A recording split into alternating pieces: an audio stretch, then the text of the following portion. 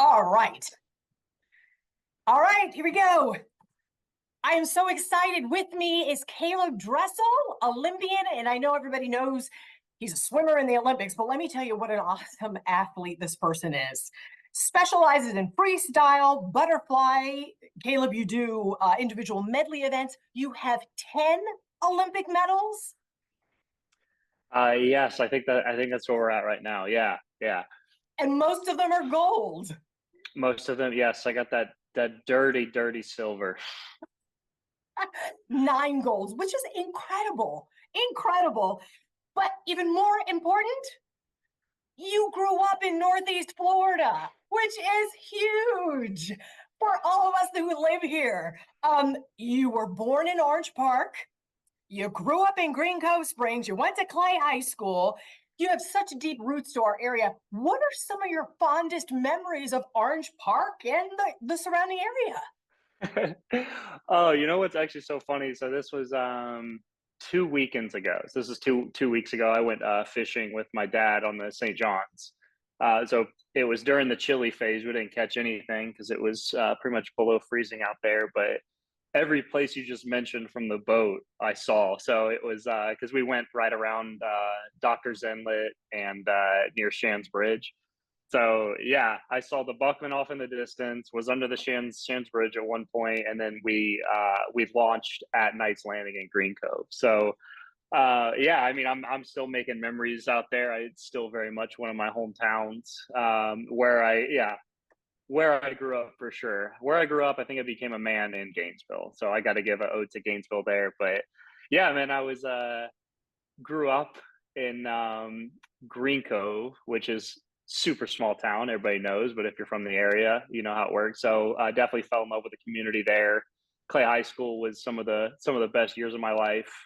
Really got a sense of community there, and the support from the teachers. Kind of when my swim career started to take off, but really not too many memories in Orange Park. I was born 28 years ago, so I don't remember the hospital too well.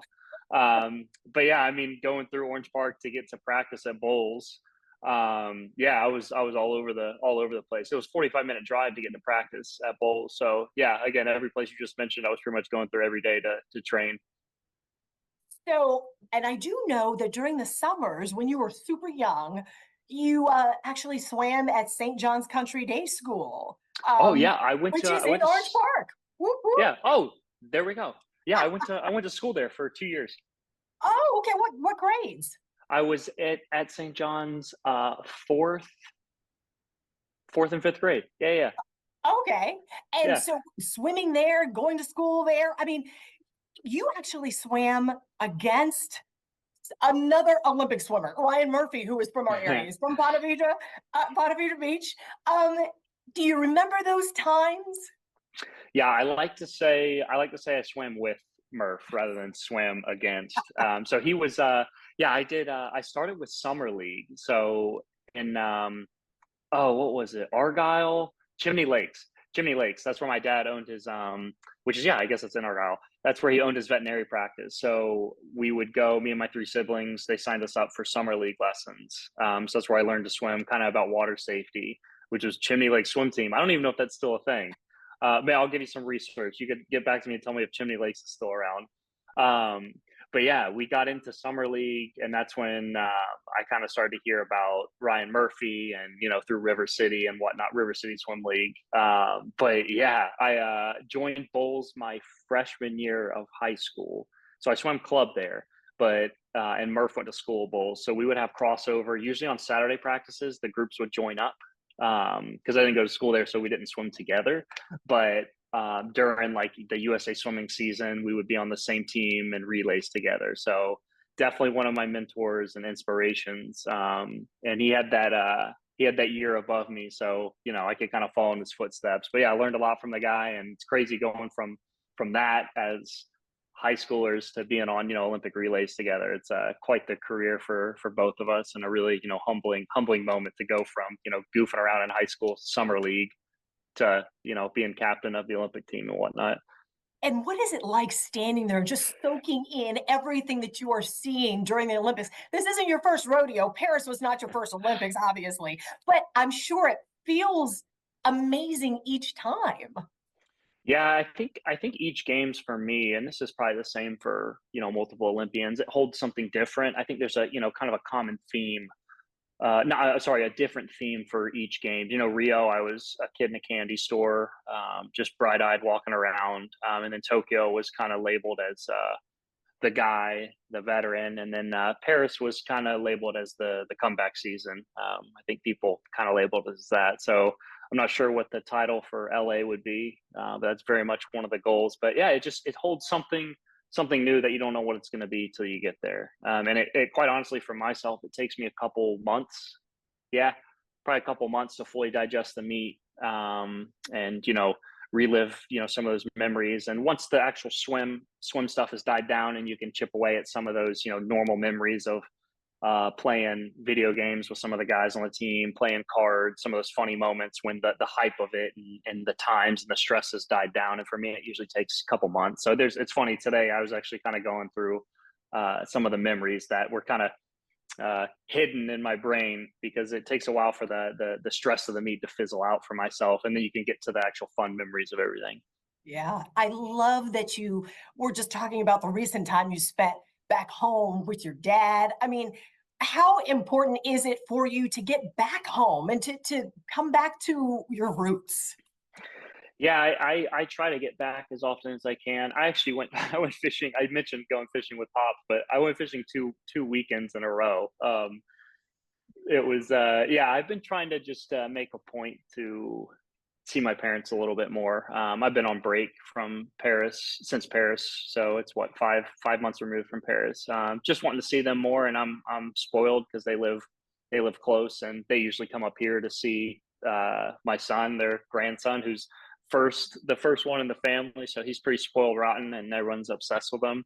But yeah, I think just reviewing what I want the next couple years of my life to look like, and certainly wanting to prioritize family more. And that means, spending time with my wife and my son, and definitely more fishing trips with Pops out on the St. John's, and hopefully a couple times getting offshore. So yeah, it means everything. I got to go home for the Christmas parade in Green Cove as well, where I was the what do they call that fancy word? Oh, The Grand Marshal. yes, ma'am, the Grand Marshal. So yeah, that was really special. Just going home to my fellow, what do you call it? I guess Green Covians, whatever we Yeah, call ourselves. that um, sounds good. yeah, but really special, how well they've treated me just throughout my whole life there. I think Green Cove will always be somewhere special, and that whole area in general. I mean, I have a Jaguar hat in my closet. I try to rep my cities the best I can. I hope I make them proud the best. I try the best of my ability, so I hope they're proud of me, and I want to continue to do so. So I mean, Green Cove just means everything. It's where I grew up, and I feel normal there. I don't feel like a hot shot. I feel like people are proud of me there, but I don't think I get treated like a superstar, and I don't really want to. So it works out pretty well. I just want to go fishing and use the river. That's pretty much it. You mentioned the Jaguars. We have a new coach. So Have they named the new coach? they did. Liam Cohen from Tampa Bay, Okay. the offensive Oh, coordinator. whoa. Very nice. Very nice. Yeah. I deleted the ESPN app off my phone once the college season was over. I keep up with college a little bit more, but I did hear that they're looking for a new head coach. So yeah, that fires me up. We were looking hot there the past couple of years, and then it died off a bit. So and Trevor, I trust. I'm ready. And speaking of Trevor, it's almost like you got this baby rivalry thing going. Not rivalry, that's probably a bad word. But you do have congratulations in order. Your first child is about to turn 1 in February. Congratulations. You're getting ready to have a second child in Yep. June, I believe. Yeah. Oh, yeah. You got. Yeah. You're on it. Congratulations. Thank you. Yeah, so we have me and Megan have been planning his first birthday party. So we're having it at our house, and we were trying to think of themes, and I didn't want anything too boring. I wanted to do Pokemon themed and have everybody dress up, but Megan's like, no, we can wait till he's older. I said, all right, I wanted to do Pokemon, but that's fair. So we settled on Oktoberfest. So his name's August, so it's Ogtoberfest. So Oh, we're gonna yeah. that So had to have been her idea. my idea. Ah, very nice. She's on Yes, the I love couch how right you now. checked to make sure she's not there. That was all my idea. So we're having a Oktoberfest in February. So we're really excited for that. We sent out the invites and Megan's done all the planning. I just came up with the idea. So yeah, I saw Trevor he had his baby recently, giant. She was like 10 pounds or something. Yeah.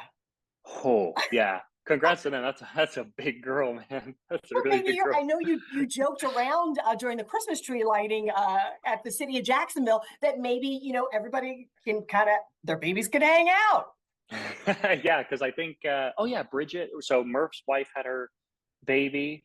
When did they have their baby? Recently, right?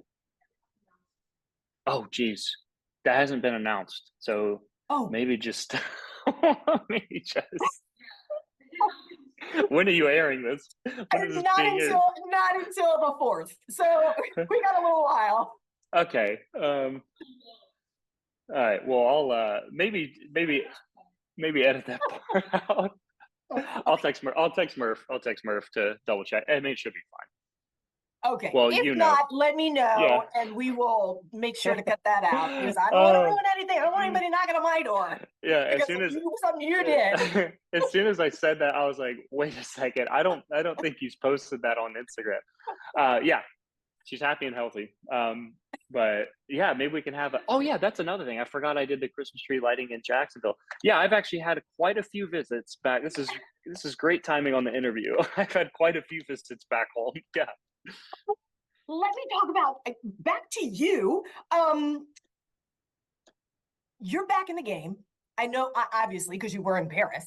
And you took a little teeny tiny break, a mental health break, which is, so important for so many people, varying degrees. Why was that so important for you to take a break? Yeah, I don't know if I'd call it teeny tiny. I mean, I was out for a solid 9 months. Yeah. Um, yeah, I needed every day of that, every second, every bit of that break that I got, just to figure out what I wanted my career to look like moving forward. And definitely created some demons along the way and getting to the root of those and how I can stay in the sport and be happy and healthy and do what I love to do. I guess a little bit oxymoronic, hating some parts of what I love to do. You would think it would all be, you say you love to do something, you'd think every part of it would be um, just great and purposeful, and you want to do and conquer every challenge that comes your way. But there's certainly parts of sport that I hate, parts that are not geared towards being very nice to me specifically, with what I have just at a innate level and what I have genetically. So Is that yeah, I just mean, what is it about? And I'm the only reason I'm asking is because I know there are a lot of people that struggle with it just in their own worlds that are always looking for ways to rise above. And yeah. it's interesting to hear how you did and what you were struggling with. Yeah, I'm a master at shoving. So I mean, just for one thing is I'm not particularly good at managing pressure. I'm good at handling it. I think that's a good way to put it. So I never particularly cracked under pressure or wasn't able to perform under pressure. I did every time, but I think it came at a cost, and eventually over time it broke me of just shoving it down and the expectations of people, and more so myself. That's just not something that naturally I'm built to deal with. And all the spotlight on me, and then also really worrying about, I should say, really caring about what people think and valuing people's opinions that I shouldn't be valuing. So I think just a mix of all that over years and years and years of being in the spotlight with the Olympics and the medals.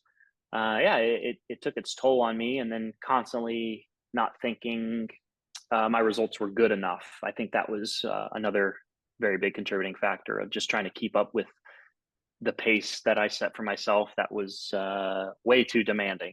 So I think after Tokyo is when it really came crash again. So I was good at not hearing any of that noise of all the things I just mentioned until finally got to let those guards down after Tokyo, and then they really came crashing down. So kind of taking the past couple of years and trying to climb out of that and figure out how I work and operate, and making swimming fit into that mold instead of me fitting into swimming's mold. So yeah, it's definitely been a work in progress. It's been fun figuring out how I work and operate, and not being so obsessed with swimming. I love to do it, but trying to keep it at a healthy distance at the moment. So yeah, I've been getting in the water. I say that I've been getting in the water every day. Not training at the moment. I still love the water, and I think just working on my relationship with it. So it's been a lot of swimming by myself in the pool, which has been lovely.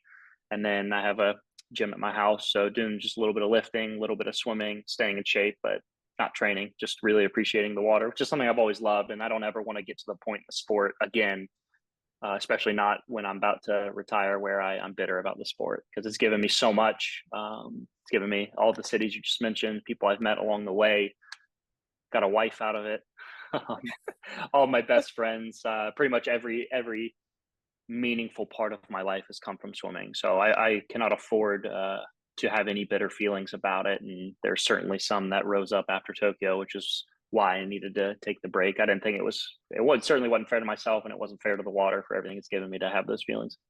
And I'm going to move on, just asking you, were there specific things that you did to get out of that, to rise out of that, that maybe other people can take from you?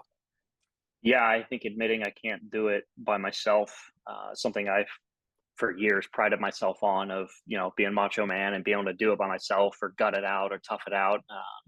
Yeah, it's always worked until it didn't. So yeah, I think getting to the point where I just said I can't do this by myself, and relying on others around me, and spilling every bit of myself that I could to other people, especially not especially only within my inner circle, but them doing more than I can ever imagine, from Megan to my therapist to my little sister to my parents to my best friends.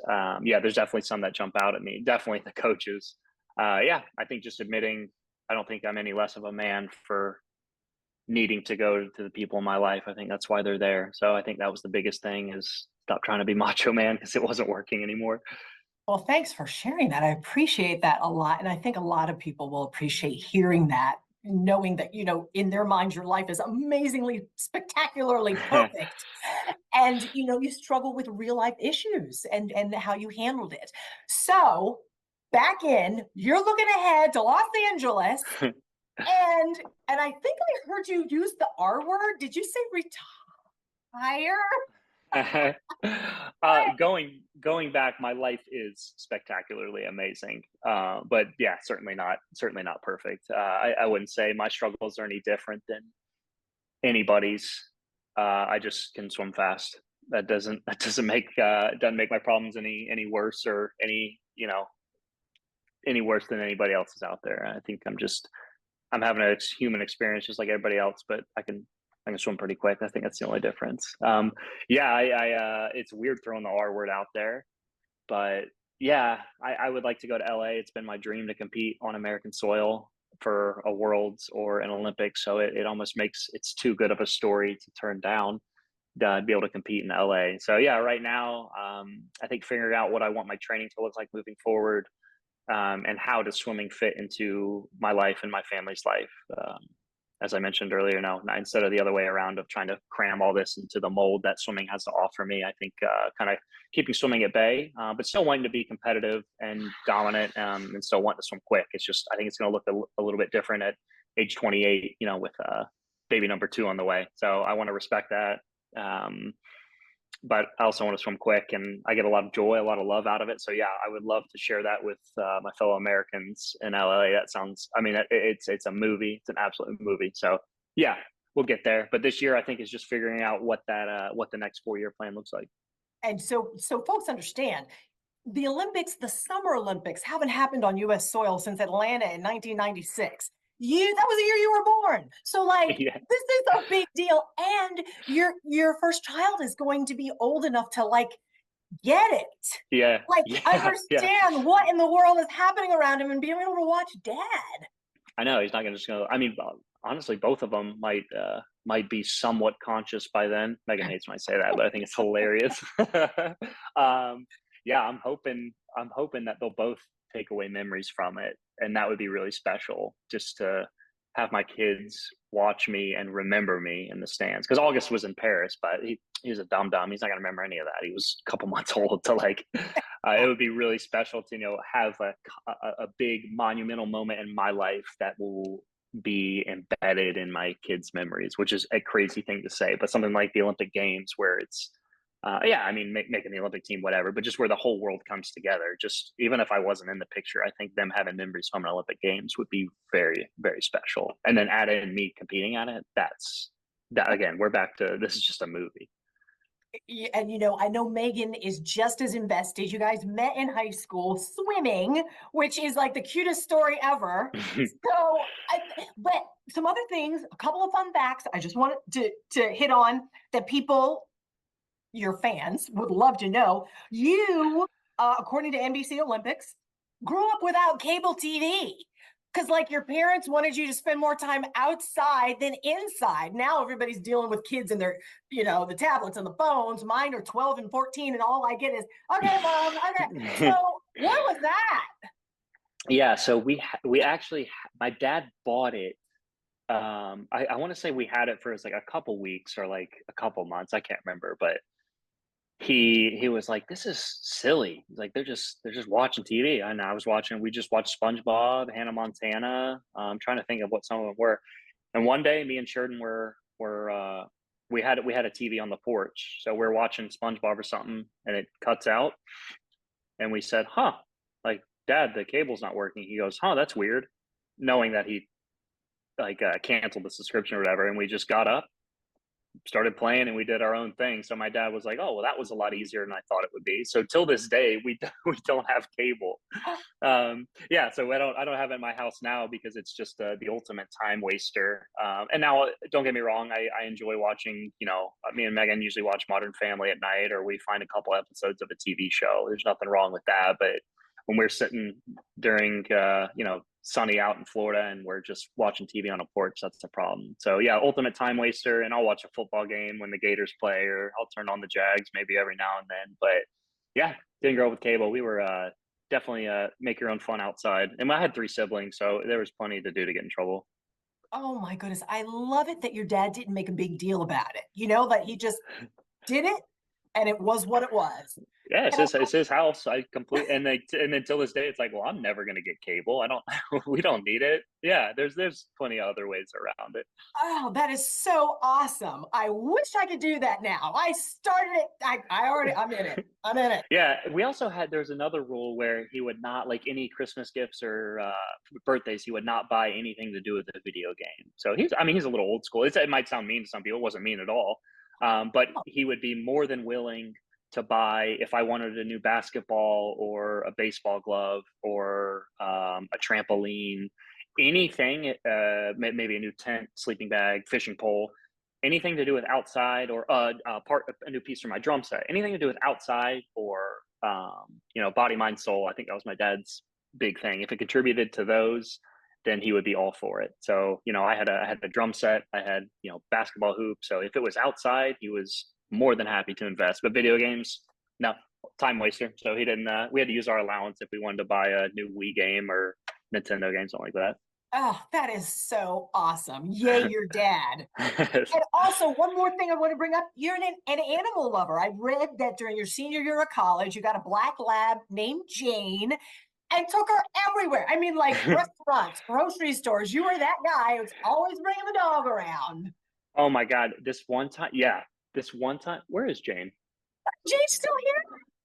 Oh yeah, she's sleeping on the couch right Oh, now. how old is Jane now? Jane is 7. Jane, here, come here.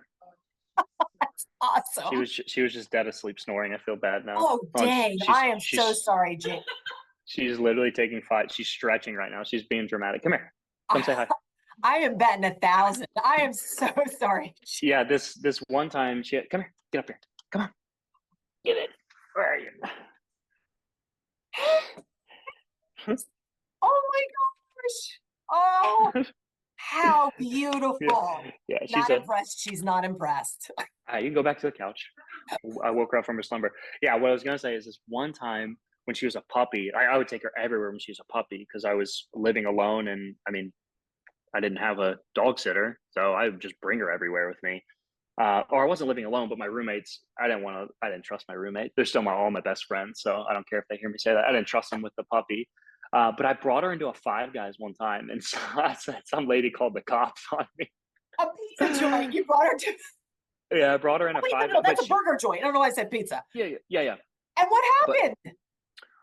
oh, I don't know. I mean, I mouthed off to her for a little bit, but she was like super rude, so I was kind of feeding into it. But she's extremely well trained. I mean, like I don't even use a leash. She stays glued to my left side. She's dummy trained, so she's quite the bird hunter. She's very impressive. But yeah, I took her in this Five Guys, and this lady this lady called the cops on me. I was like, all right, lady. I don't know, man. Don't if I get to the point where I'm just mad at kids walking around with puppies, then just take me out. So I hope she's doing better now. But yeah, Well, I got two more questions for you. One, your children. Of course, we want them to experience everything in life. My kids were swimming and they kicking butt. They're over in Clay County and they are like, but they don't want to do it. And I'm like pulling my hair out. I'm like, oh, you guys are rocking. But so what happens if your child's not interested in swimming? Could care less. yeah, I could totally care less. That'll save me from the, you know, 8 hour swim meet days and Oh, a lot of things. Yeah, I think I've learned a lot from my parents. I mean, they did some things, some things I don't agree with, some things wrong, but most of what they did, majority of what they did, definitely look up to and was inspiring. So another house rule from not just pops this time, but mom and pops was you didn't have to um, be in swimming. You just had to be in a sport. So they never forced us to swim. So the amount of times I went from either playing flag football, soccer, I ran track for a little bit and did swimming. So I was pretty much those four that I balanced. But on the weekend, I was a weekend warrior.